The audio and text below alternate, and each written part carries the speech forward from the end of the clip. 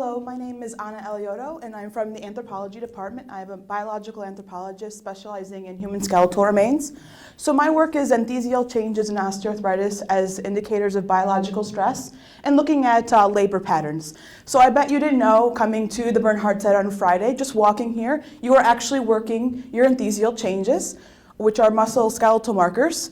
So over time, repetitive motion, such as walking from place to place, builds up markers on your bone that we can assess to look at how different types of individuals were doing kind of movements. So for example, on the right-hand side, we can see a radius, which is our upper arm bone. So looking at the pronator teres, so examining how a muscle inserts into the bone, and the idea is that every time you build up your muscle more, it grows bigger, and therefore you have to have the bone support it, so it grows bigger to support the muscle. In addition, we also look at osteoarthritis, which is kind of the opposite. It's a degenerative disease, in which case you're using the bone so much, it starts to wear away, and the body starts to repair itself, but can't. So you have this excess bone growth, etc.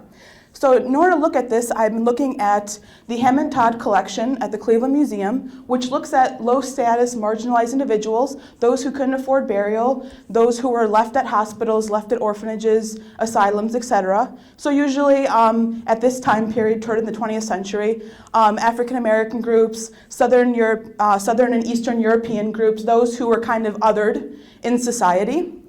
We're looking at their labor stresses on the upper limb. Just because the lower limb, because of all that walking, you can't tell more in terms of the patterns.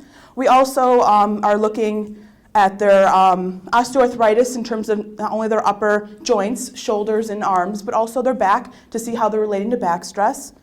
In order to understand exactly what kind of labors are they kind of feeling from the Industrial Revolution. So our results indicate, based on a scoring method of 1, 2, 3, so the bottom right corner you can see left to right, that's a score of 1, 2, and 3, and you can see how the muscle marker is growing.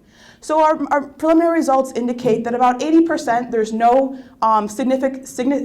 significant variation, among the markers, but for that 20% there is, which is a good indication of possible different life biological stresses, different life experiences, and a result to those different life experiences, people are impacting or having their bones react in different ways.